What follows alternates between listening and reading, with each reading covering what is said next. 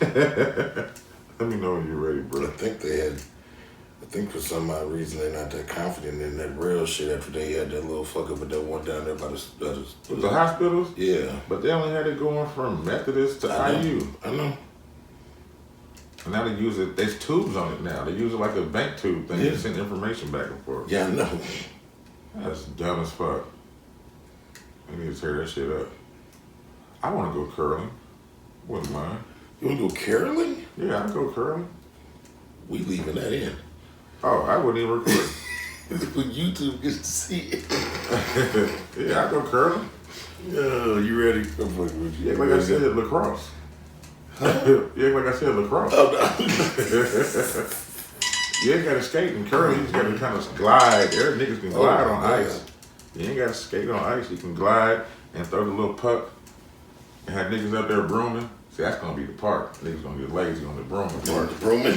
Yeah. Have your shit spinning around going somewhere else. Yeah, because that's what they got to guide it, right? Yeah. With the broom. Yeah. And the more you, the faster you stroke on the ice, pause. But the faster you stroke, it's supposed to help it go faster. Yeah, like smooth it out. Give it a little divot. Yeah. It's another sport like that too, but they throw the balls. I can't think of what they look like. They look like pool cues, like about that size, and they throw them and shit. And the objective is like way the fuck over there somewhere. I gotta pull it back up to see what it was. It looked interesting in the motherfucker. It looked like if you put that here, you'll make a lot of money off of it because it's one of those lazy games, and like people like to play lazy games. People love to play lazy games. By the way, Sunday Influence Podcast. I'm that guy, Big Cass. I'm not that guy, Big Cass. Oh. Hey, he's that guy today. Yeah. I'm Big Cass. And I'm that guy, PL. I'm Big PL. Oh, man. It's about to be a good one. This is episode 144. 144. 12 times 12. Oh, shit. Yes, sir. 144,000. Good Lord. I wish I had that much in the bank. That sounds good. Doesn't it? How you doing today, bro? I'll go right to Ruth Chris and get a tomahawk or some shit. Yeah. Yep. Big ass tomahawk. I'm getting one this summer. And an abnormally expensive bottle of wine. I'm getting one this summer. A red wine. Red wine, yeah. Goes right with it. Yeah. Some Merlot. Yeah. I ain't even no fan of Merlot, but I had some with a tomahawk one time, and that shit pairs well. Yes, it does. Yes, it does. I would not just sit around and drink Merlot, but if I'm eating a big ass steak, he said, I didn't say it. That was Paul's word. I said tomahawk. Pause. He said, you want the steak. Pause. The meats. Paul's worthy. How you doing, bro? I'm alright. I'm here. We here. We're here for another week. Viewing and listening pleasures. See, as you can tell, I'm like fucked up right now. I'm working on it, man. I got so drunk over the week on Saturday, I didn't even know how I was going to be able to have a drink to do the pod. Well, I feel you. I've been slowing down on my smoking, trying to at least. I've been slowing down on my drinking. I tell you, I only drink when I do the pod, and I pick another day out the weekend to drink. Right. And then I'm just sober, dober, boring guy all fucking week. But, you know, rest in peace, Mama Chuck, Mama Winecock, Mama Nita. We, after her funeral on Saturday, me and Chuck and Dan and Danielle, and we came over here and chilled out and we got like in our 20s drunk. Oh. Like 4/5 of tequila, like 2 6-packs of beer. I mean, not like it's every day. Yeah. Yeah, it's understandable. Chuck was asleep right here on this couch till noon the next day. That's good. Yeah. Oh, I didn't have to knock Chuck the fuck out. Took that nigga keys from him. Okay. Yeah. That's a good idea. The nigga said, give me my keys back. I said, Chuck, you can sit down and go to sleep, or you can come get these keys. I said, "Are you come try and get these keys from me?" I said, "But either way, you going to sleep." You want to go sleep hurt? Or you don't volunteer? Want to sit down and go to sleep? Yeah. And they said, "But I need some food." I said, "I've already DoorDash Denny's, nigga. There's a burger on the way." Burger. Yeah, got him the the bourbon burger, the bacon bourbon burger. That's the best one. Yeah, that's what I ordered him. That's the best one. You ain't even had to tell me. I already knew. That's what I ordered him. It goes right along with drinking. Yeah. So then I watched that nigga eat that motherfucker like a wild Rottweiler.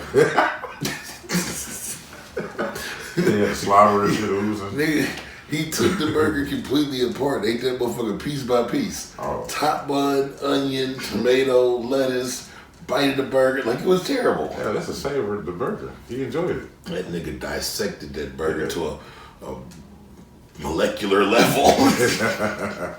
But nah, it was great. But man, Sunday was that's why we didn't record on Sunday, between being hungover like that and then them finally finishing up my truck. Yeah. Because I ended up over there majority of the day helping them.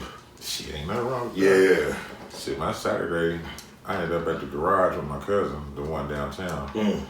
And we ate there and shit and chilled out. And that was movie I watched. I watched some movie. Oh, Wonka. Motherfucker's actually pretty cool. Yeah, it is. To be a subpar musical. Yeah. It's pretty cool. You know what I'm saying? I liked it. And then yesterday, went on my other cousin's house on the west side. I ain't been on the west side so damn long. I ain't been out there in a long time either. So much shit done changed. You know what I'm saying? So I went out there and we just chilled and kicked it. You know, I'm finally getting the fuck out the house. Doing some shit, man. You know what I mean? Yeah. Yeah, so I was moving around with them. They kept calling me for a little random. Like, I knew they was almost done with my shit. He called me up and said, "We need a wire loom, a gallon of antifreeze, and 2 quarts of transmission fluid, and some gasoline." I said, "Oh shit, we on the downswing." Yeah. So what's the wire loom? I never heard that one. The piece where you put the wire in and crib it down, and you can use a bolt to bolt the wire to something. Okay. The metal piece. Okay.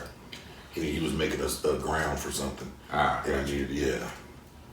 He said, he said, "I need some vroom vroom juice." I said, "What the fuck is vroom vroom juice?" He said, "Some gas." He said, "You ain't never got gas in your fucking car." He said, "What, you driving this when this happened?" I said, "Kinda." He said, "Why are you on E?" I said, "I'm on E in the car I'm driving right now." There's some motion lotion. Yeah, I'm gonna pull up and get some gas in the gas can. I'm not gonna put no gas in this car I'm driving. That's on E. Smart. It's just a habit now, but what it used to be was reason I started doing it is because I've always been okay financially, and when people think you're okay financially, they don't think that they have to contribute to anything. And when they get in the car and that motherfucker's on full, they act like they don't have to have gas money. Oh no, yeah, they're gonna drive it around too. Well, even like it for a ride or something like that. Don't forget it for a ride, or you let a motherfucker use the car. You get it for a ride, and my shit, it's on E. I'm gonna pull up to the gas station and look at you. You getting in word. Yeah. if you ask to borrow this motherfucker, it's on E. You getting in word. And you can bring it back, but goddamn, you can bring it back on E. But you gonna burn whatever you put in that motherfucker. You're not gonna come get my car on full and bring it back on a half a tank like on my bed. No, nigga. I know you had somewhere to go and you put your hard-earned money in there, but I just drove this shit around. Yeah, I had to do this, and then you know how we do. Yeah, no. You know how we do. Yeah, that's the problem. And Taco Bell, the line was too damn long and shit. I couldn't go on the inside. But I said, that's the problem. That's not how we do. That's how you do. Because I don't come get your fucking car. Oh, man. Yeah, that's the reason Smokey ain't been back on no more Fridays. He turned Craig in like that. So I'm like, you know how we do. Yeah, this nigga don't even smoke like that. Nigga, no, we don't, nigga. I'm gonna kill you and that nigga. Damn, he did his first time smoking. I got one RIP. You got any? I don't have no RIPs. RIP to, hope I don't butcher buddy name, Akira. Oh. Tomaya? I don't know. Let me see. Toriyama. Who's the creator of Dragon Ball Z. Yeah, I forgot about that. And many other things, Dragon Ball Z related. Man, because they had the, I didn't mean to cut you out, they had the dopest meme and I didn't understand it. I kept trying to look around the picture to understand it. I didn't understand it. But it was Goku and Vegeta, and they had a casket, and they was walking into the sun, and then they had all the Dragon Balls on top of the casket, and it said some wishes can't be made. And I was like, what the fuck are you talking about? Yeah, you know, I was like, I don't see nobody else. You know what I'm saying? But now it makes sense. Yeah, he passed, man. 68 years old. Well, thank you, Don't say what he passed about. What he passed. Oh no, cerebral hematoma. Hematoma. So he had blood in his brain. Yeah. So let me see what it ain't. That's damn near Bruce Lee shit, ain't it? Yeah. That ain't necessarily my world, but I understand the importance of it. Yeah. I know a lot of people that fuck with Anime and Dragon Ball Z, predominantly, especially like I know for our community, that was like the thing that got a lot of us niggas like us into. That's anime. Yeah. Because it came on what, Fox back then. Yep. Dragon Ball. Yep. And then Z was some new shit. Yeah. But yeah, it, you know, then niggas kind of ventured out and started exploring the other realms of anime, but that was the kickoff for a lot of people. For a lot of us, yeah. I remember being in my 7th grade year, I got expelled from school. And so I was home. And like my job for the rest of my niggas, for Leon James and all them, I would record Ricky, I would record Jerry Springer. Everybody's just cool. And Dragon Ball Z. Yep. I had two tapes, 2 blank tapes. And when that motherfucker come on, that was back when you could program the VCR. Yeah. I had the VCR program for it. Cause I used to like watch it while you were recording. While I was recording, but then like I'd already know what was happening when niggas would come over after school to watch it. So I just started programming the thing, and niggas, did you get it? Yeah, I got it, nigga. Impressed me. So yeah, I mean that's how far back that shit go for me. Like I said, that ain't even my thing. I never really watched it, but I understand the importance of it. Like I seen a lot of anime when I was younger. I just didn't know what the fuck it was.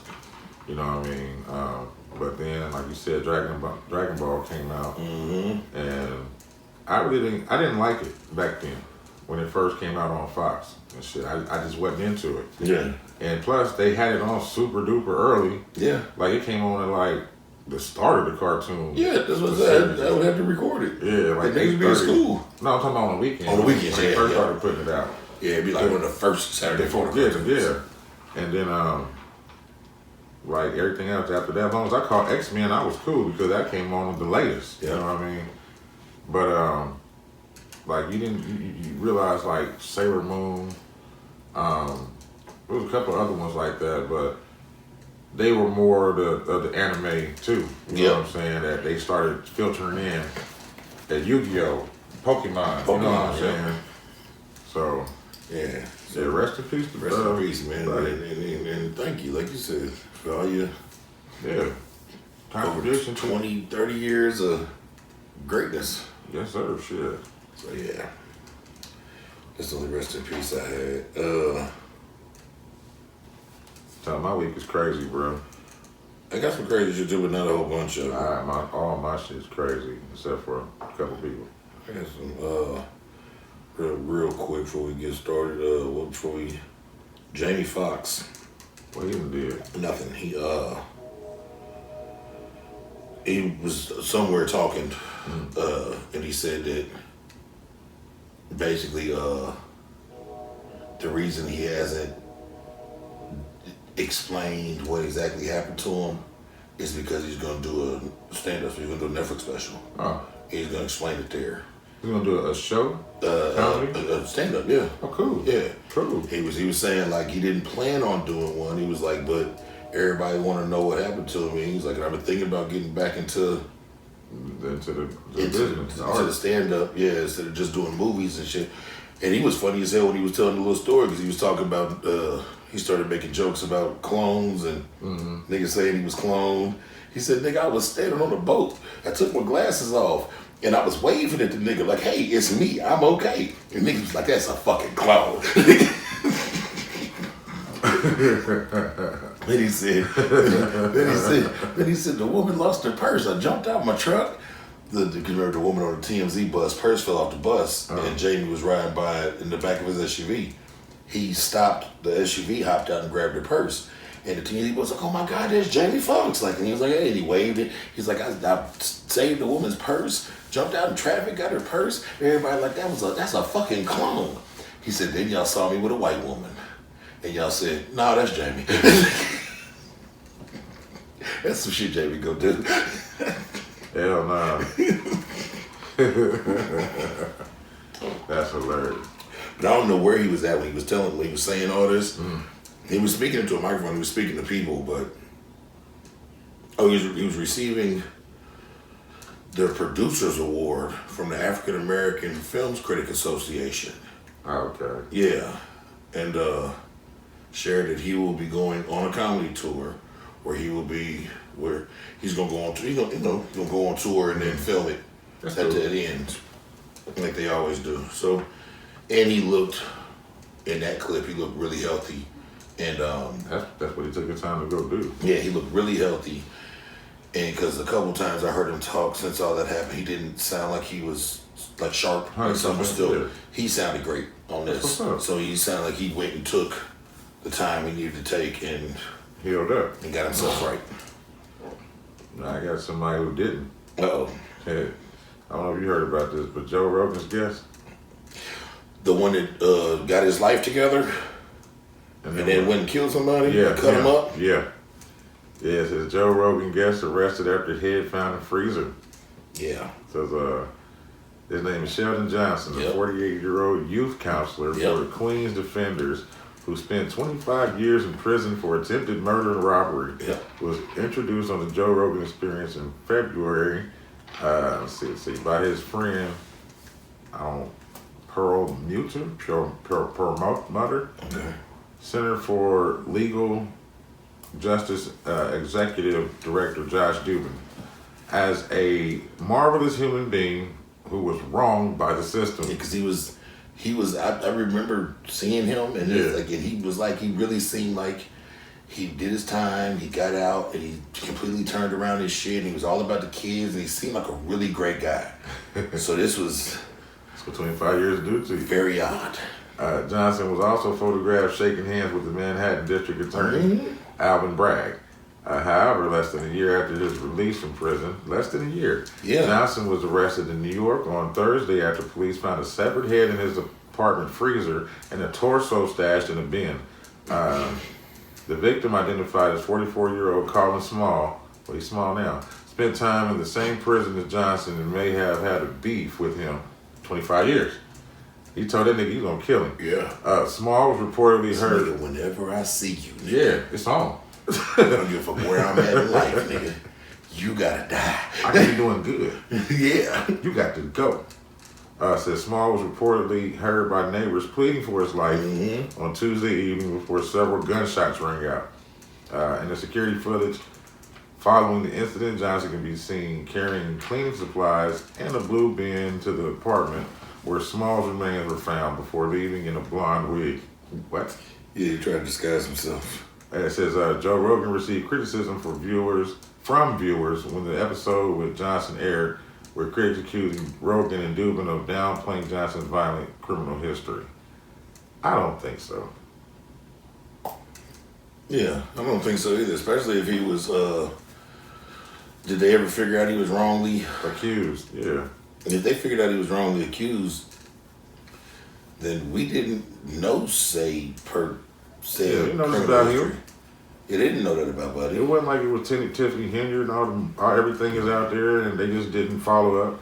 And one thing I know about prison, you can go in that motherfucker a saint and come out a completely different person. Yeah. You will come out a completely different person. It's literally a jungle. And you gotta survive. You put a motherfucker in the jungle, most humans with anything about themselves will adapt and survive. That's what, like, I know white boys that went to the penitentiary and got down with the Aryan motherfuckers and wasn't racist at all. No, they had to though. But that's what you gotta do. Yeah, that's, you know what I'm saying? That's part of the curriculum. Where else you gonna go? Yeah, where else you gonna go? Where else you gonna go? Yeah. It's like that one on 60 Days In where they told that one young white boy, he's like, I associate more with blacks. You know what I'm saying? I'm not racist. Well, the other dude that went in there, he wasn't racist either. But he said, shit, I ain't about to cause no problems. Yeah. You know what I'm saying?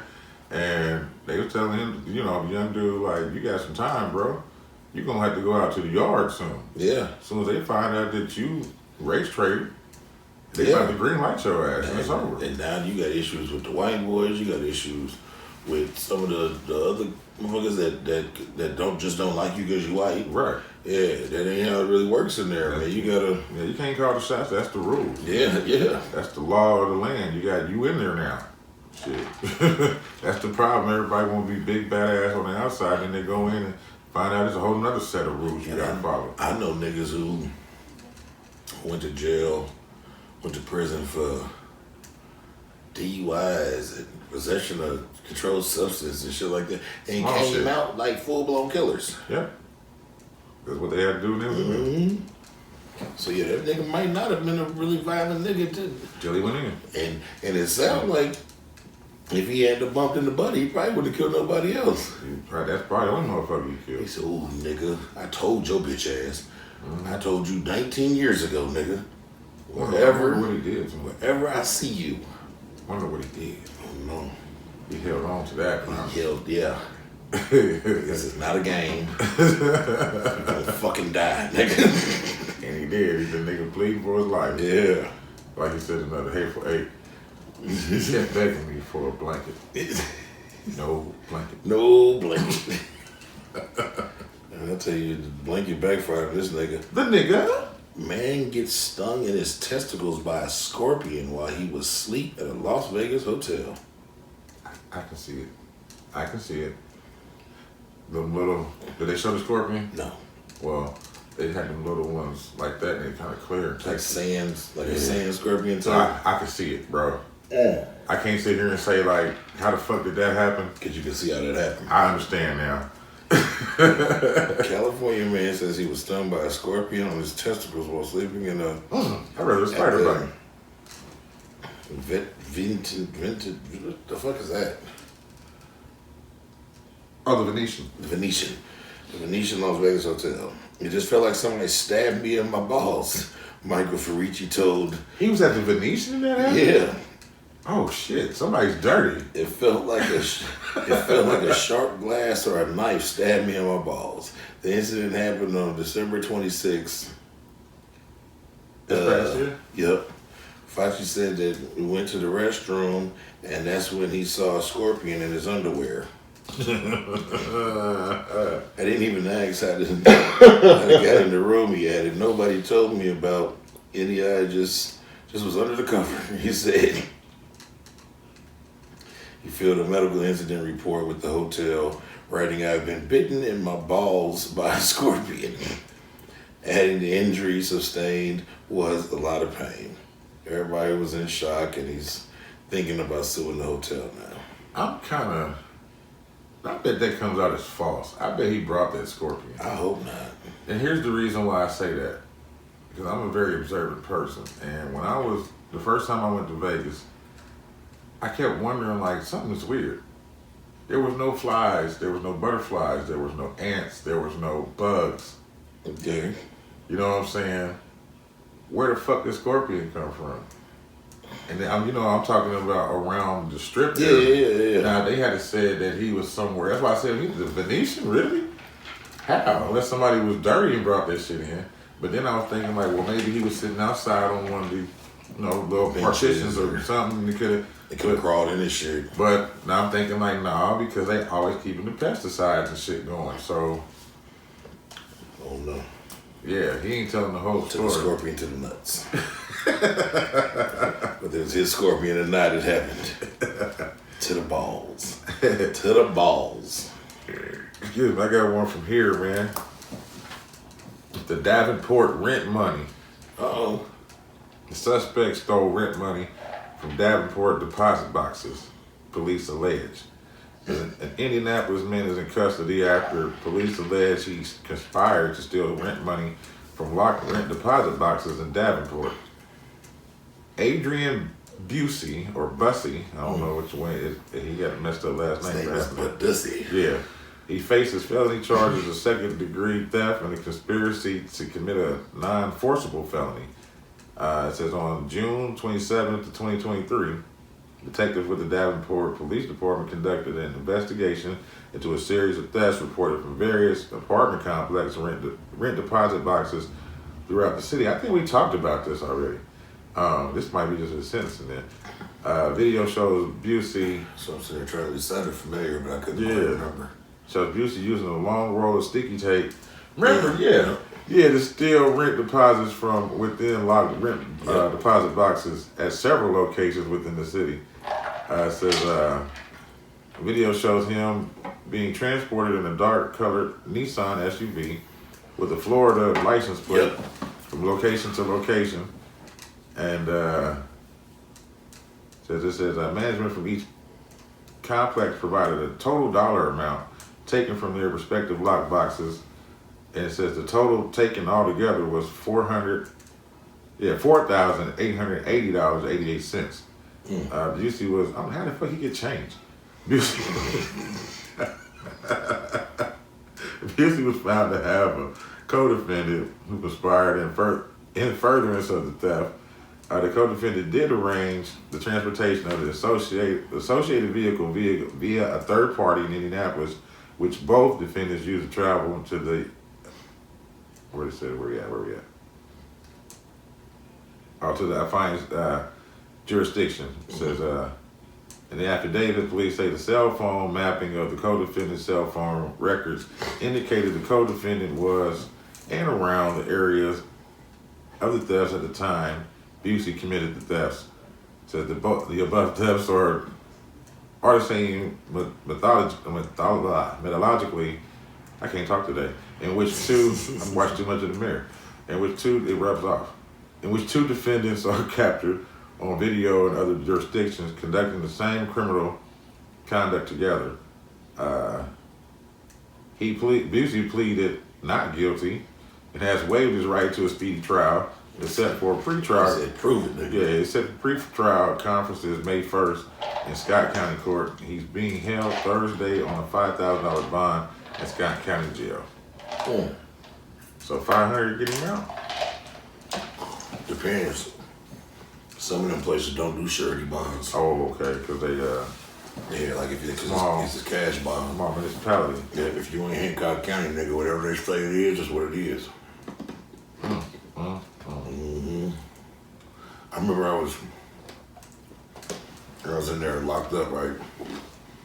In went to court, and the guy before me, the judge gave him a $1,000 bond, and he was like, "So pay 100?" And he was like, "Nah, we do cash bonds here." He said, "Well, why don't you do surety bonds?" He said, "You want a surety bond?" Dude said, "Yeah." He said, 10,000, pay 1,000. He said, "Either way, you're gonna give us $1,000, son." Next, it smacked him. I mean, he asked for it. Yeah. He had it all, and he asked for it. He just got another 9,000 put on top of it. That's crazy. The nigga is. So yeah, my bond was 1,000 out there, motherfucker. You had to pay 1,000.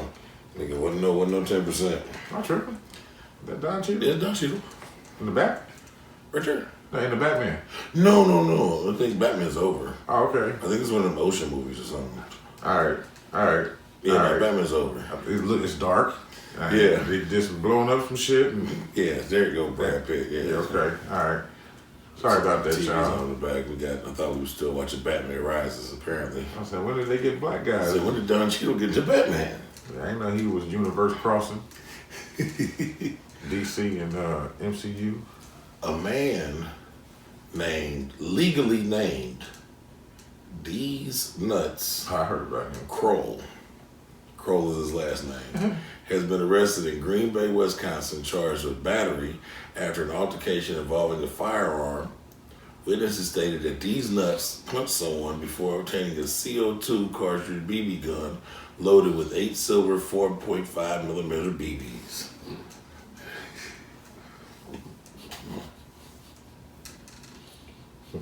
When officers got to the scene, 2 people were brought to a squad car and placed in the back. Additionally, officers took Kroll into custody, and he was reportedly standing outside with no shirt on. The complainant said Kroll appeared to be highly intoxicated, but he didn't follow officers' commands. When he didn't follow officers' commands, it is always mentioned that authorities identified Kroll by his Wisconsin ID card, which said Deez-Nuts Lee Kroll. The 2 people who were originally brought to the squad car said that they were arguing with Deez-Nuts over the phone around 8 p.m. About 2 hours later, they found the door to the residence was locked. One person said Kroll opened the door and punched them with a closed fist. Distraction. In the shoulder. This led to a physical altercation, according to complainants.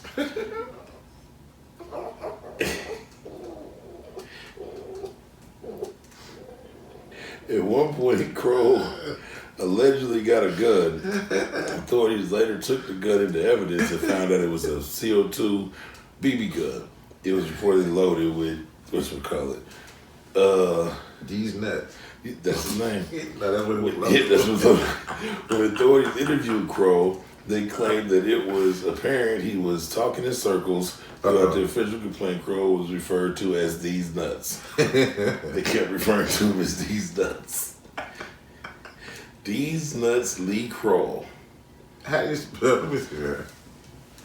Where? Deez-Nuts. That's the name of this one. Yeah. I knew that was going to be the name of it when I found the article. Yeah, it's hyphenated. What is it, Z? D-E-Z-Z. No, that's an S. That's an S. What? Oh, That's an nuts. S. Lee what? Kroll. Kroll. Oh my God. Mm-hmm. That's the name of this one. Yep.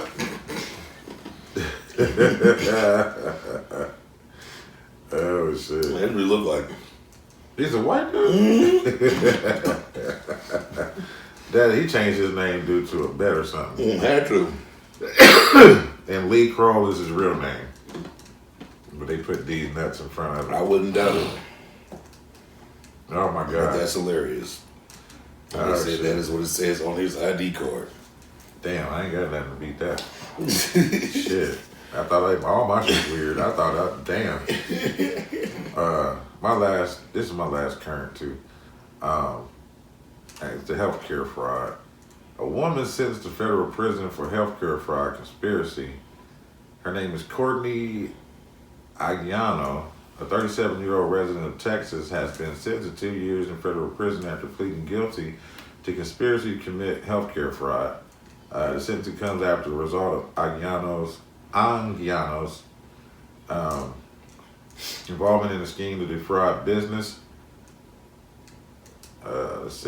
Business One, a company based in Indianapolis, Indiana, by submitting fraudulent reimbursement requests under savings card programs for prescription medicines. According to the court documents, Business One developed prescription medicines and established savings card programs to lower out-of-pocket costs for patients purchasing the medicine. However, between September 2017 and July 2020, Aguiano led a conspiracy involving 7 other individuals to exploit these saving card programs for financial gain.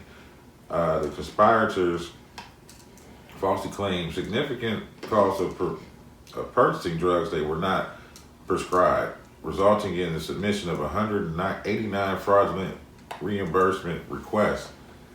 She personally submitted 65 false claims and through the scheme received, $648,528.22 in fraudulent reimbursements.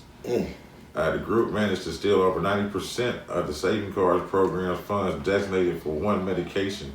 To evade detection, Aguiano submitted some reimbursement requests under aliases and altered versions of her name. The U.S. Attorney Zachary A. Myers emphasized the severity of the fraud scheme, which targeted programs intended to assist financially vulnerable patients. He described the actions of Aguiano and her co-conspirators as heinous and underscored the significant harm caused by their exploitation of the healthcare system. Myers affirmed the commitment of his office to collaborate with the FBI in investigating healthcare fraud and holding perpetrators accountable. It says the FBI Indianapolis special agent in charge, Herbert J. Stapleton, echoed Myers' sentiments, emphasizing the agency's dedication to identifying and prosecuting individuals involved in fraudulent activities. Stapleton emphasized that the sentencing serves as a warning to others who may attempt to exploit the system for personal gain. Quit fucking playing. Yeah, it says the FBI conducted, I'm gonna say blah, blah, blah. Oh, that part of that? No, different. It says conducted the investigation leading to Aguiano's prosecution. U.S. District Court Judge James P. Hanlon imposed the sentence, ordering Aguiano to be supervised by the U.S. Probation Office for 2 years following her release from federal prison, and she was ordered to repay back the money in restitution. Healthcare fraud. Healthcare fraud and just getting over on the system. So y'all know if they hit her, y'all PPP motherfuckers. That's what they locked up the sports niggas for. Big Baby Davis. And, Oh yeah, they retirement money funds. yeah. Damn, that's right. Yeah, that's the same shit basically. I forgot all about that. Mm-hmm. But I just thought it was funny it hit home here. Yeah. Like, you know, scammers gonna scam. Yeah, they are. All over this motherfucker. I saw the video for this earlier.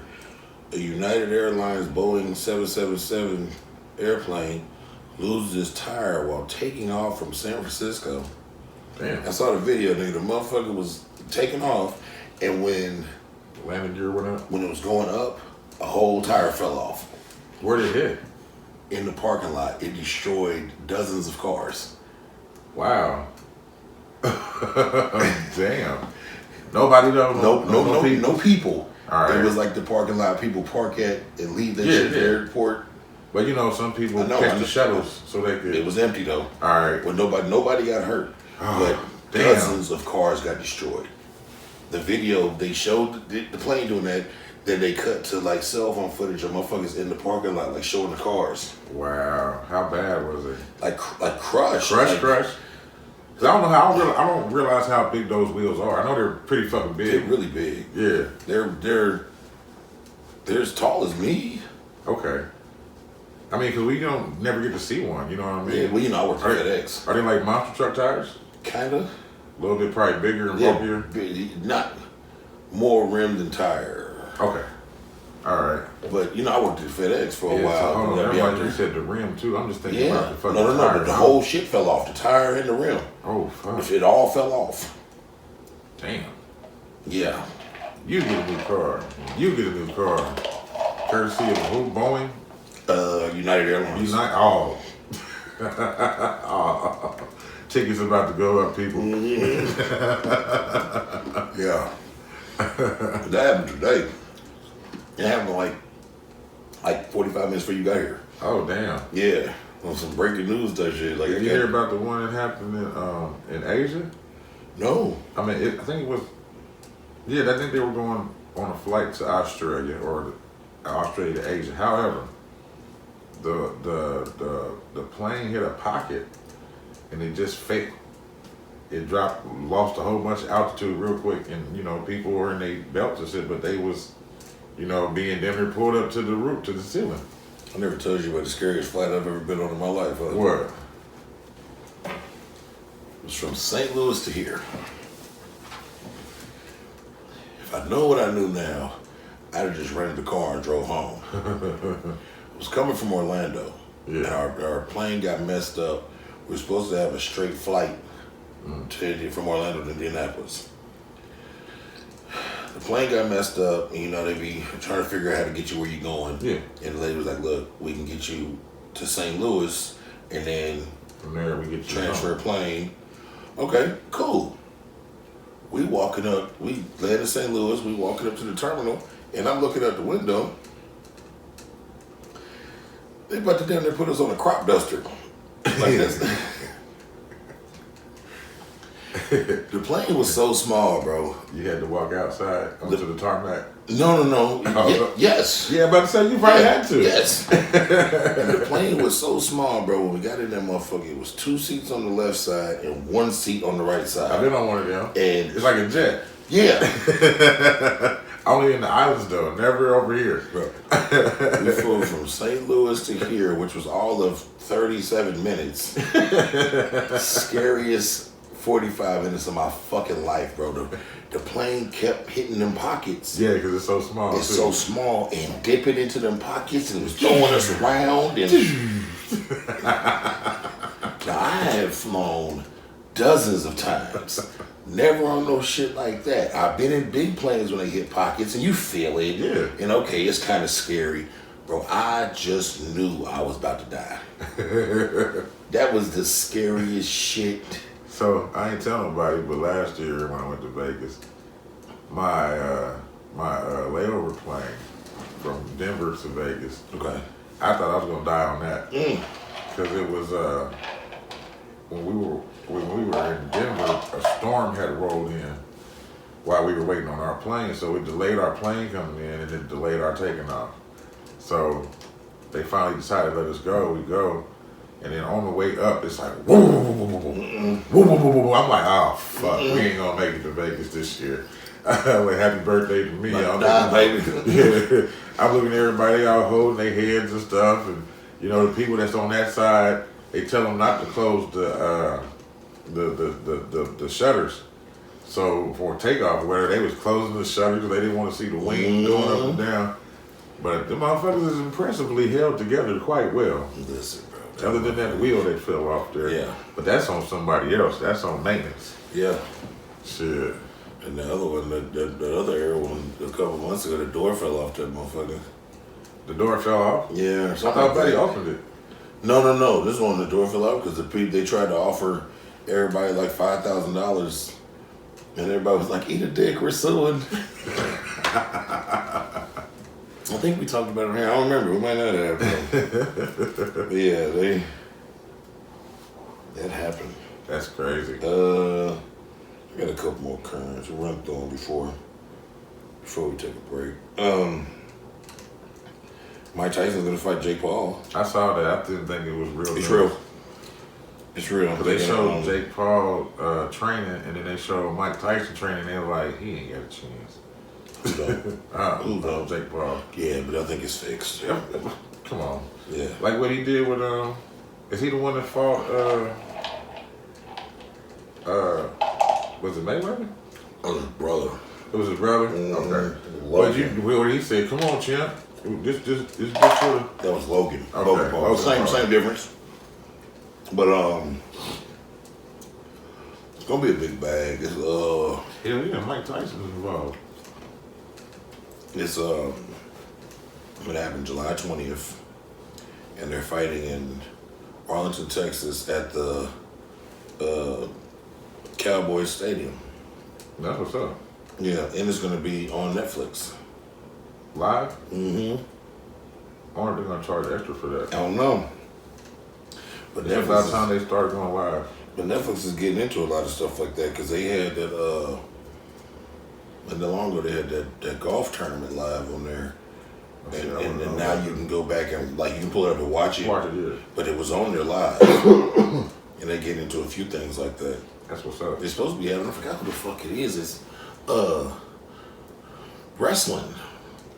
Oh, they're getting Raw wrestling? is going on. That's dope. Yeah. Shit, I might watch it again. Yeah, it's going on Netflix. They need to put AEW on there, shit.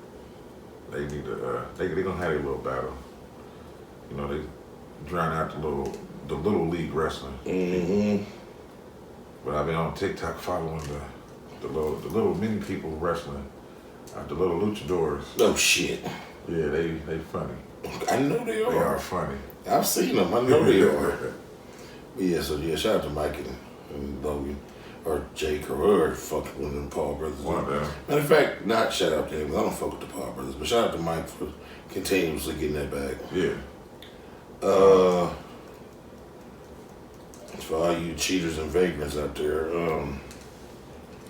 Instagram will not let you edit a DM within 15 minutes of sending it. So you can send some crazy shit and then Think about it. hit the edit button and you can go back and change up those words. Instagram users can now edit direct messages within 15 minutes of sending them, which is basically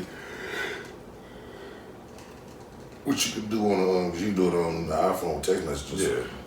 But within 15 minutes of sending it, thanks to a feature enabled by engineers at Meta Platforms Inc. The edit and sent message on Instagram, users can press and hold the message, triggering a drop-down menu with an edit option, as explained by MetaPost. Users can now pin up to 3 groups or one chat. Who cares about that part? Fuck the group chats. You can edit some shit, so you can tell the girl you want to let her sit on your face and Change it up. change it up and say Within 15 minutes. Within 15 minutes and change it to some crazy shit like you want to go watch the race. Like, you know, sometimes that liquid courage get in your body and you said some crazy shit, and then you gotta rethink it. You can go back and change that right away. Right away. So that's it for these currents. Bro, you want to take a break? Let's do that. Let's do that. Break time. Yes, sir. Break time, Jack. Welcome back, ladies and gentlemen. Welcome back. Welcome back. Welcome back. Charms up. Made it work. All right. Oh, Lord. Oh, Lord. Get submitted another one. What we going to? Florida time. I got 3 of them. I technically got 3. All right. Not really. 3. I kicked one off. I got Poser Johnson up first. Okay. Florida man accused of posing as a drug cartel captive, extorting $80,000 from wife to support his drug habit. Oh, Jesus Christ. Yeah. So he played like he was kidnapped. or a part of that shit. And he can't get out of it. But we're going to find out because I didn't read it. Yeah, I'm with it. Baby bands? Jesus Christ. This happened in Melbourne, Florida. A Melbourne man who pretended he was involved in a drug cartel allegedly extorted his wife for over $81,000 in support of his drug habit. Jesus Christ. Eric Paul Johnson, 29, was reported missing by his wife in December 2023 after he was allegedly being held for ransom by the Mexican cartel. So, yeah, okay. The woman said she returned home from work and received multiple messages from an unknown phone number demanding various sums of money. Got your nigga. Johnson reportedly led the woman to believe they were being blackmailed, claiming a man named Troy was stepping in to help them. The messages stated that Johnson would be hurt or would not come home if his wife did not send the money to Johnson's Cash App. Damn, you send that much money? It says the message. How many days was it over? I don't know. But it says the messages read, "I'm running from whoever your husband sent after me in our business. It's only a matter of time before they catch me. 500 now for my family, or again, things will happen." It says 500 now or buenas noches, which means good night. Better send 500 now or he won't make it to the wedding. Now, this is 3 different messages. Yeah. It says, kept hitting them for 500, 500. This wasn't the first time Johnson allegedly disappeared for ransom. Damn. 2 months before the reported this is move. Johnson began frequently disappearing because of the money he allegedly owed to the cartel. As soon as she paid the ransom, Johnson will return home shortly. Show back up, high in the bitch. Yeah. Johnson was also in possession of his wife's car when he was reported missing that day. His wife said she believed he returned to her house the day of the kidnapping because she saw the outfit she had previously seen him wearing in the bedroom. Wow. The day after Johnson went missing, she should have got some cameras. The day after Johnson went missing, officers located him after he was captured on camera driving on US 192 in Melbourne. So during the interview, Johnson said he was the one who sent text messages from an unknown number to his wife alleging he was kidnapped because he had a cocaine problem. Jesus Christ. Johnson said he had never sold drugs before and was just a personal user. A search of Johnson's phone revealed that he went to visit a woman he was sexting when he was reported missing from his wife. Played crazy. Got his wife to send him some money. Went and got some coke in her car and went and got some new cutty. Yeah. This nigga's he's damn near a fecal. Y'all damn near. When the couple met in May 2020, Johnson disclosed that he used cocaine and marijuana and also worked for the drug cartel. So he's been talking about this. He was playing the long game. Yeah. He must do she had some money. He said he was running a large quantity of cocaine, which was ultimately intercepted and resulted in the loss of $60,000. She helped him pay off the alleged debt. Says the couple was married for 11 months, but had been dating since May 2020. About 2 years before the couple married, Johnson allegedly stole $9,000 from his wife using her debit card at ATMs around Melbourne. It says, oh my God. Between May 2020 and December 2023, Johnson's wife sent him $71,759.78 on Cash App. Wow. Almost died. On Cash App. On Cash App. God, and they shut my Cash App account down. I'm talking about too much activity. Get $71,000 on Cash App. And I had a business account. They were taxing my shit. That's crazy. It's crazy. Poser Johnson. Well, we in the same realm. Florida man allegedly held a woman for $200 ransom in a motel after learning she was transgender. Oh, wow. He told the victim's friend he felt disrespected and expressed concern that a sexual encounter with a trans woman would violate his beliefs as a black Hebrew Israelite. Joshua Lucas, 34, was arrested Friday for an alleged kidnapping that took place January 14th at a motel in Miami, Florida. Lucas reportedly grew upset following the completion of a sexual act when he learned the victim was a transformer. Lucas allegedly called a friend, and together they held the victim at gunpoint, forcing her to send a text message to friends that read, "Text me when the friend responds with a FaceTime call." Lucas reportedly went on the phone's camera and demanded, she texted a friend to FaceTime me. Lucas reportedly went on the camera and demanded $200 or they would hurt the victim. Police claim Lucas told the victim's friend that the pair were high at the time of the sex act and only became angry after he sobered up.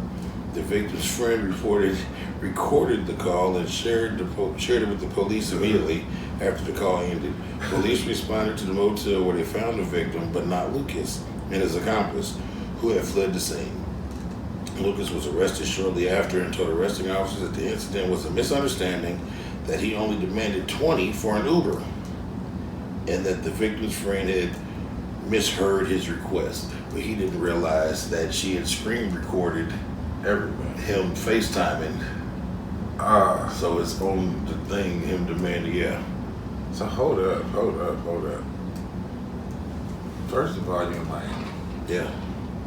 That's like another capital of Transformers. Yeah. Okay. Secondly, you getting high with this motherfucker, then you have your sexual encounter, you sober up and you get mad because it's what it is? Yeah. Something ain't adding up. Yeah. Something ain't adding up, because how could you not tell? Even if I had the slightest inkling that that's what I'm around, like, I don't care what you do. Yeah. But that's not my party, and if that's not the party I want to go to, I'm not gonna go to the party. Yeah. And then they ask for a refund? This is a fact. Oh, I'm a Hebrew Israelite. Well, Yeah. not no more, nigga. And your friend that helped you ain't either. Y'all both out. That's crazy. That was Brother Bola. Man, that's fucked up. Yeah. This one is the Fountain of Youth. Uh-oh. I just thought this was interesting. Florida man says he discovered the Fountain of Youth underwater. Okay. I wouldn't doubt it. Dr. Joseph Deturi, story for spending 100 days underwater, gained worldwide attention back in June when he resurfaced from the Jules Undersea Lodge in Key Largo. It says, now we're learning more about the health benefits that came along with that study.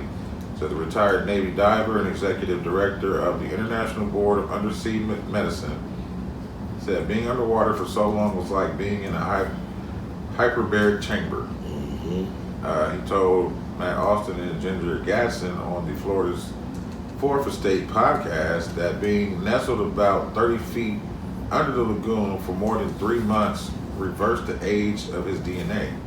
He says, I'm 56 now. My eccentric age was 44. When I got out of the water, my eccentric age was 34. So my, I don't know this word, telomeres. So my telomeres lengthened. I actually got younger when I was underwater. Says to better explain how it works, he says, on the end of your chromosome, you have these little extensions, and every time you replicate this, the telomere shrinks. Let's just say you get 1,000 replications. That's all you get. When the telomeres are gone, You die. you have no more ability to replicate. That's called cell death. That's when you start getting older shit. So that is truly the world-class definition of aging. But if you can make that telomere longer, you can actually extend life. He said 9 months later, his telomeres are still longer than they otherwise would be. Yeah. Those aren't the only benefits, he says. He said he had 17 times the number of stem cells as usual, and a reduction in pain, which was likely associated with the fact that his inflammatory markers were reduced by 50%. Okay. He said these kind of results are promising, but not altogether surprising. He said hyperbaric treatment has been used for hundreds of years and is currently being used to treat people with brain injuries and PTSD because of its ability to help with cognitive issues. So, however, the treatment is not open to everyone. He said people interested in getting it need to do a prescription. Need to do a prescription from a doctor, and treatments can start at $250 per hour. Damn. Jesus Christ. Yeah. So that's all that's on that. All right. I just thought that was interesting. Turn back the hands. If I could turn. So basically, everybody needs to build a settlement underwater, Turn back the hands. and you'll be all right. All right, my next two Florida men aren't particularly about Florida men, just Florida in general. All right. Florida is set to ban homeless people from sleeping on public property. Yeah, they're doing that in New York too. Starting to build all them weird ass benches and structures that are very uncomfortable Why don't to you lay across build some shit for homeless people? because they like it. I don't know. They use it to scare the poor people. That's what George Carlin said.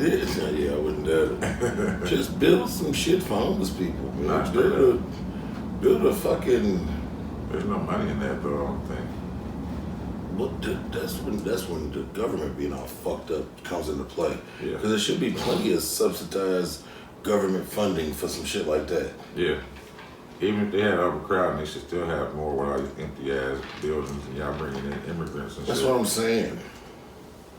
But yeah, I don't know, man. Florida is. Who we talking about? We just talking about Florida in general? Yeah. Okay. Yeah, Florida is the whole state. Okay. Yeah, that was that one. And you got another one? Yeah, I got one more. Yeah, I got one more too, and it's just about Florida too. All right. Shit, matter of fact, I'll run it off before you get into that one. Yeah, go ahead. Florida is trying to shut down spring break. Yeah, they're shutting down the beaches. They have asked niggas, do not bring y'all raggedy asses here. Mm-hmm. They got commercials running saying, don't show up to this bitch. And people are coming anyway, so they are like you said, shutting down the beaches. They're getting drones with license readers and charging $100 tickets for parking in Miami to stop spring breakers from coming and from the chaos. They tried to cancel spring break, but the teens are still coming. Yeah, so they're trying to make it as difficult as they possibly can. And they just fucking up their money. They fucking up their tourist money. Yeah. They want regular tourist money. They don't want the spring break. I understand. They don't want all them wild ass teenagers. I understand, but why? But it's part of it. It's part of it. You gotta have the good and the bad. Mm-hmm. You know what I mean?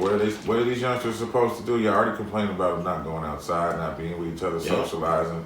Now they try to actually socialize and do things. And y'all don't even want them to do that. Yeah, that's why I know the world is all fucked. Because like you said, the big thing is, everybody just sits on the phone and the internet, but then they always fucking with the festivals. They always fucking with the spring break shit. They always fucking with where motherfuckers gather and actually do shit with other people. They fuck with it. And then they want to complain about motherfuckers being inside the house. Yeah, I'm surprised they didn't say shit about Mardi Gras. Yeah. I think New Orleans would kill everybody without Mardi Gras. They not playing.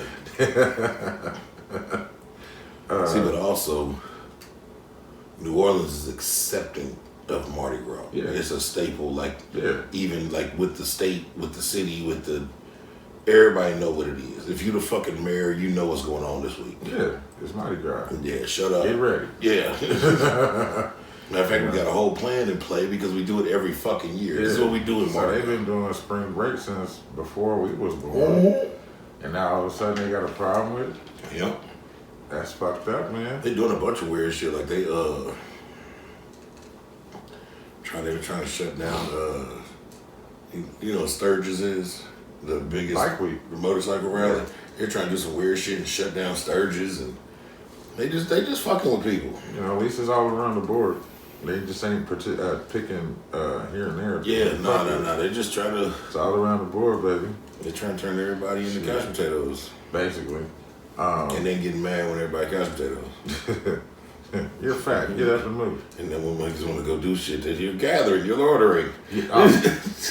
Nah, fuck that. When they complain about your barbecue smoke going into somebody else's yard. Fuck out my face. It's violating the ordinance. Get out my face. The hell out of here. I'll spit in all y'all faces. That's going to violate the ordinance. Now, what got me was what the motherfucker said. He said, "Are you a magician?" He said, "What?" He said, "Are you a magician?" He said, "No." He said, "Then how the hell you going to have me appear in court?" I love it. Oh, I love it. I call this one utility. A Florida man accused of attempted murder after attacking woman over a utility bill. I saw that too. I just couldn't find it again. It's one I thought you was gonna get. That's why I saw it. I just couldn't find it again. No, I'm talking about not this one. It was another one. It was about a man with worms in his head. Nope, I ain't see that. Okay. This has happened in Tampa, Florida. This is short too. A 76-year-old man found himself behind bars following a domestic dispute over a utility bill in Yulee, according to the Nassau County Sheriff's Department. Deputies and Dennis McCabe attacked a woman deputies said Dennis McCabe attacked a woman, leaving her covered in blood with several injuries to her face, head, and torso. After the attack, McCabe called medical services for the victim, who was in critical condition when officials arrived. She was flown to UF Health downtown Jacksonville, where she is currently being treated. Deputies arrested McCabe for attempted felony murder. Good Lord. They never said why, though. Because is it just a dispute over the bill? They're not saying what the dispute was about Did she pay it? Did she not pay it? What happened? It's crazy, though. Just attacked her. It's crazy in the bitch. Are we on fecals now? Yeah, no. I got one melanated. Oh, okay. I got one. Yeah, I'll take it you don't have none. No. But I got a quick one. Surprisingly, it goes up to Bobby Brown.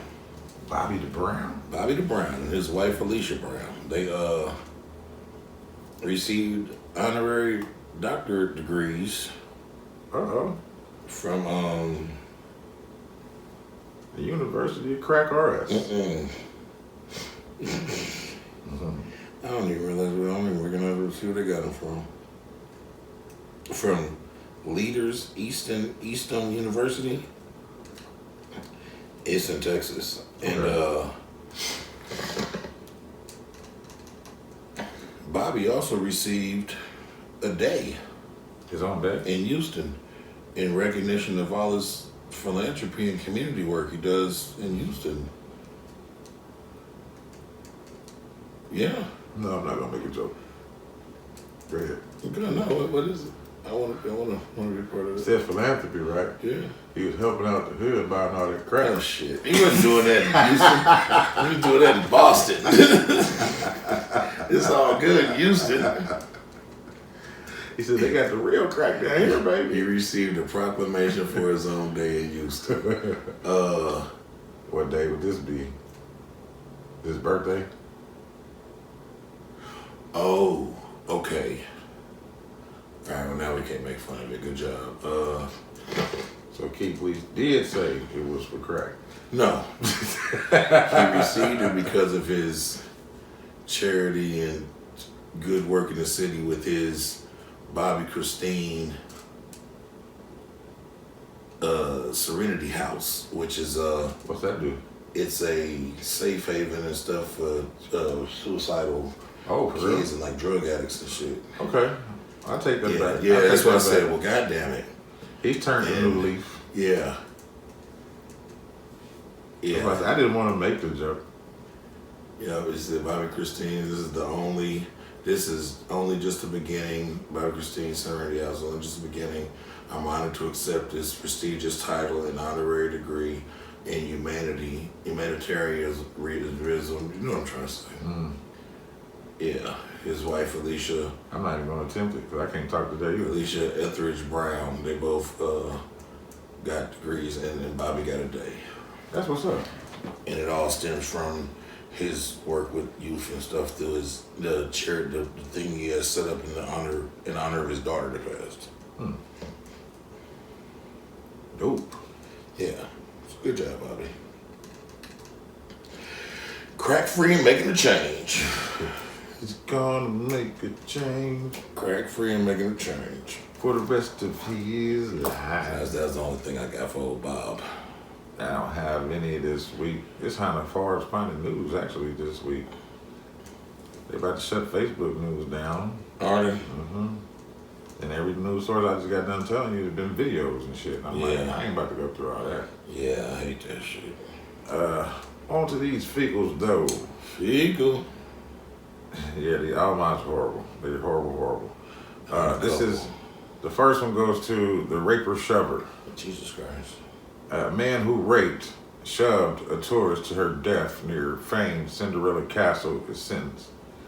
An American citizen. Did you rape her first? Yeah. Jesus Christ. An American citizen who admitted to rape and murder charges after German authorities claim he pushed two female tourists down a ravine, killing one of them and injuring the other. Remember? These are all follow-ups. I didn't know that. Near somebody's castle last year has been sentenced. On Monday, Troy Phillip Bowling was convicted of murder, attempted murder, and rape with fatal consequences and sentenced to life in prison. Following the June 14, 2023 incident near the landmark, which has affectionately been called the Cinderella Castle or Sleeping Beauty Castle by tourists and locals. Let's see. It said, presiding judge Christopher Schweibacher called the defendant incredibly callous and felt being eligible for parole after 15 years, a common occurrence in Germany, would not be justifiable. Bowling reportedly admitted to the charges during the start of his trial last month. Defendants in the German legal system do not give formal pleas in court. The defendant has committed an unfathomable crime. This is his defense attorney, Philip Mueller, said in a statement. Said Bowling from Michigan is alleged to have lured two fellow American tourists off a hiking trail near somebody's bridge I can't pronounce. I remember that. That offers an unmatched view of the famed somebody's castle that I can't pronounce. The women, 21-year-old Eva Liu and 22-year-old Kelsey Chang, Yep. were then attacked by Bowling, who is said to have pushed Liu to the ground and attempted to strip her naked. Chang did her best to fight him off per authorities, but the suspect is said to have then shoved her down a 160-foot ravine, I remember that. where she suffered a head injury but survived. Jesus. Let's see. Good job, man. Let's see. Bowling then allegedly strangled 21-year-old Liu unconscious before raping her. Oh, so wow, he likes his fish not squirming. Oh my Lord. Afterwards, he said he's a boy, Damon. Afterwards, he pushed her down the slope as well, where she died. Damn. German authorities stated that the women didn't know the man before they met near Neuschwanstein. I'm not even gonna try it anymore. Yeah. Bowling was taken into police custody soon after that attack. So the prosecution said that they also obtained a laptop and cell phone from Bowling containing child sexual abuse material. You're just nasty. You just a nasty fuck. So yeah, that's that nasty fucker. I think this might be a follow-up too, but I ain't sure. Pennsylvania man was sentenced to 2 years probation after he admitted to buying and selling stolen human remains on Facebook. From Denver? Maybe. I think I remember this story. Jeremy Pauley, 42, was sentenced to 2 years of probation after pleading guilty to a charge of abuse of a corpse. He was arrested in 2022 after investigators found a 5-gallon bucket filled with human remains inside of his home. Oh, Jeffrey Dahmer. On the federal level, he is facing 15 years in prison after pleading guilty to conspiracy in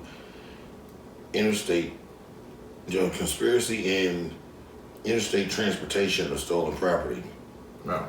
He admitted to buying and selling human remains stolen from Harvard Medical School. Oh. And a mortuary in Arkansas.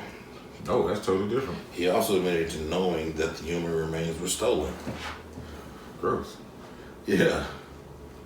What was his plan? I don't know. Look at him. He's probably gonna fuck it. They're probably gonna eat him. Probably gonna eat it or fuck it. Probably fuck it then eat it. Burn it and then put it in the ashes and tattoo himself with it. Yeah. Because he got fucking his eyeballs, his tattoo. He got horns implanted in his head. Oh shit. Look at this I got shit. one of those split tongues too. Oh, I wouldn't doubt it. Oh god. This little bitch in my gym with this split tongue shit. She fucked me up every time I talk to her. Decent little thing too, but that motherfucking tongue shit weird as hell. I got parental rape. Oh no. Yeah. This is weird. Utah parents allegedly admit to raping teen, claiming it was safer than sex with strangers. What? Yeah, you heard me. A Utah couple was accused of raping their teenage daughter and saying they did so because they deemed it safer than for the girl to engage sexually with strangers. The couple were taken into custody on Thursday by police in Provo, Utah. What the fuck? And charged with forcible sodomy.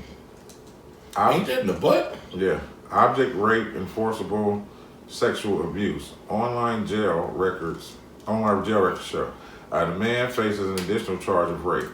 On Thursday, police responded to a call from the alleged victim who claimed her stepfather, a man in his mid-30s, had been raping her for more than a year. Jesus Christ. Citing a probable cause affidavit, arrest documents, and court documents. The girl, 15, told authorities that both the man and the woman had been engaging in sexual activity with her since she was 14. It's her stepfather, but her real mother. Yeah. Sick bitch. Yeah, the couple allegedly admitted to these accusations when asked by police. According to the affidavit, it says the proprietor of this article is not naming the couple in order to protect the alleged victim's identity. Understood. Definitely understood. According to the affidavit, the couple learned about a year ago that the teenager was interacting with strangers online and had the intention to meet them for sexual activities. According to the affidavit again, the parents learned that the teen had chatted and shared photos of herself in sexual situations with strangers on Snapchat, ABC4, whatever, that's it, something else. Then the couple allegedly decided that teaching the victim about sex and engaging in sexual acts with the victim would be safer for her than having sex with the strangers. That's something that the stepfather came up with. Yeah, he said, you know what'll give her, you know what'll really teach her? If we do it to her. More importantly, me. I said the man allegedly told investigators that the couple had sex toys for the teenager and admitted to taking showers with her per the arrest documents. The woman allegedly told authorities she confronted her husband about having full intercourse with the teen. It says both the man and the woman are being held without bail. It wasn't immediately clear if they have entered a plea or retained an attorney to speak on their behalf. Gross. They put their ass under jail. They need to. Well, let's keep it in the realm of freaky parents. Oregon father arrested for drugging daughter's friends at a sleepover with laced smoothies. Yeah. Police say that Police say that the Oregon father allegedly spiked his daughter's friends' smoothies with sedatives and hovered over them while they slept at his home. According to reports, one of the 12-year-old girls texted her mom for help at 1:45 a.m. when she started losing consciousness in a home in Lake Oswego near Portland. Mom, please pick me up and say I had a family emergency. I don't feel safe. I might not respond, but please come get me. Crying emoji. Pick me up. Please pick me up, she wrote. On Wednesday, 57-year-old Michael Meaden surrendered at the county jail facing charges of multiple felonies and misdemeanors outlined in a grand jury indictment from August 26, 2023. You said her daddy and not her granddaddy? Her dad. Nigga 57? Yeah. And she just 12? Well, the little girl was 12, so I don't know. Oh, the girl age, had to sleep okay. over. I don't know. I'm just probably thinking, in the same room. that's fucked up. Yeah. Oh, perverted motherfucker. According to the probable cause affidavit, Padilla laced the mango smoothies with benzo, whatever the fuck, diaphene, a depressant that slows the nervous system. During the sleepovers, the girls watched movies and had facials. Shortly after, Medea made smoothies for them, where they all passed out, and he apparently hovered over them and just did like weird stuff around them. He didn't do Nothing to them. but he's probably seeing how good it worked.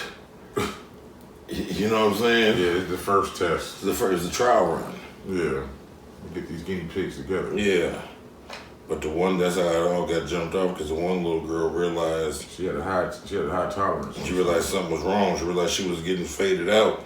And she normally can stay up till 4, 5 in the morning on a normal night. That's how that's how I knew I got like roofie one time. But at the time, I was doing so many drugs that my tolerance for shit was kind of wild. Right. And I felt like what was going on I felt it happening, but I could take it. Right. And I was like, oh, I gotta get the fuck out of here. And I Word get worse. And I shook the spot where I was at. Some motherfuckers was trying to drill me to rob me. I shook the spot where I was at and managed to get far enough away and call for somebody to come get me. And I basically went and just slept that shit off 2 days. Yeah. Yeah. That's crazy. But I felt the shit happen. Like, oh shit. I don't feel like nothing I'd take willingly. Nah, I know what you mean. But at the time, my tolerance for shit was so high. My tolerance for sedatives and shit is high anyways. I woke up in the middle of surgery when I got shot and shit because they didn't have enough. They didn't know about my tolerance. When I went back for a second surgery, they was like, look, our record showed that you woke up during surgery before. We gotta hit you with this much. Yeah. I was like, yeah, you better. But yeah, I literally felt it like I was drinking. And that night, I hadn't took anything. I wasn't doing any of the stuff that I'm normally on. So you felt it coming on. And I felt that shit. I said, wait, what's going on here? I didn't have nothing tonight. Yeah, what's going on here? Nah, you said that little girl, she know what she do at midnight. Yeah. But she probably the one to be up till, felt like my daughter Allison be up till 8, 9 o'clock in the morning. Yeah, that's how it be. Yeah. You know, some people are day people, some people are night people. Mm-hmm. And it's probably one of those situations where no matter what she does, she'll never go to sleep at night because she's just a night person. Yeah. And she looking like, what the fuck? It's Friday night, we watching movies and shit. I know these bitches is asleep, but me, you know what I'm saying? But me, I don't never have this happen. I call her mama. Yeah, text her mama. I don't feel safe. Come get me. Say I got a family emergency or something. Come get. I don't know what's wrong, but you need to come get me. Yeah. That's crazy. I'm on the way. Shout out to that little girl. Yeah, shout out to her. I got parental dispatch now. So we started with... Why the parents all fucked up? Oh, this one's different. So we got rape or shover, parental rape, now we got parental dispatch. Teen breaks in the home, stabs mother to death, and injures husband. God damn. Parental dispatch. A teenager pleaded guilty to murdering a British mother who was living in Australia.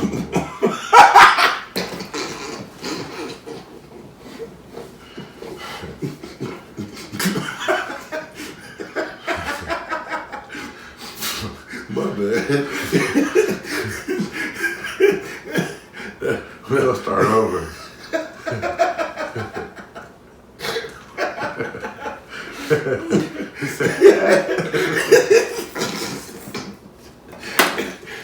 Okay.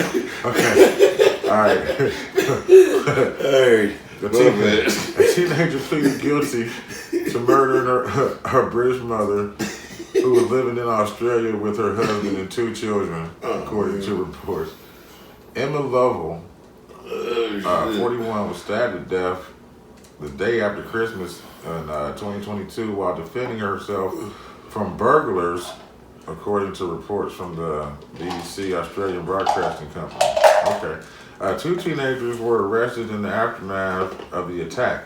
All 3 outlets reported that one of the suspects who has not been identified because he was 17 at the time of the stabbing, pleaded guilty in Brisbane court to murder, burglary, committing a malicious act, and assault, occasioning, what? I never heard it put like that. Assault occasioning bodily harm? Yeah, I'm not reading that wrong. Okay. The other teen reportedly has not entered any plea deals. Lovell's husband, Lee, was also stabbed during the attack and was in court Monday to see the guilty plea. The teen is due back in court for sentencing in May.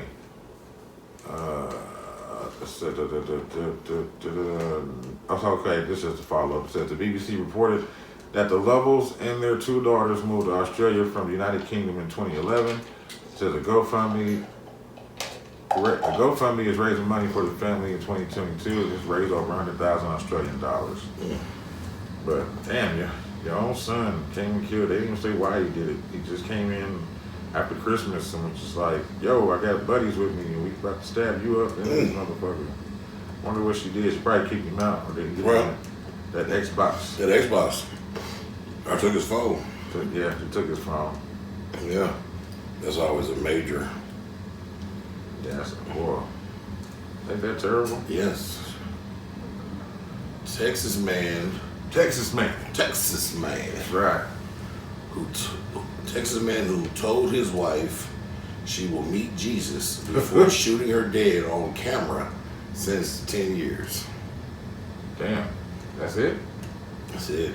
I guess they call that an honor killing. Carrie Birmingham, 60 years old, was sentenced to 10 years in prison for faithfully shooting his wife in the head on camera after learning about her alleged affair.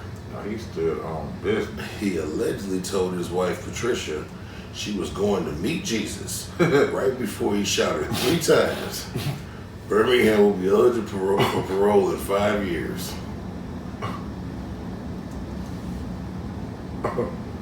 Damn. But he got 10 years, but then he's eligible for parole 5 years. She must have been horrible. Like, that's the still from right before he shot her. That nigga look like Butterbean. Butterbean. Or Bam Bam Bigelow, yeah. Damn, why they all read that one? That's when she made him mad. Yeah, that's right before he shot her. His blood was boiling. I didn't want to shoot her, Your Honor, but she kept on talking. Mm-hmm. And you know, down here in Texas, I got to be a real Texas. I play cards with the chief of police. Goddamn. Yep. Shit. Yep. That's what happened. That's crazy. Yeah. So that's this one, bro. That's Deez-Nuts Lee Kroll. Deez-Nuts Lee Kroll. Oh man. Shit. It's been fun. It's been a while. Peace. Yeah. See y'all niggas next week. Catch you next week, nigga.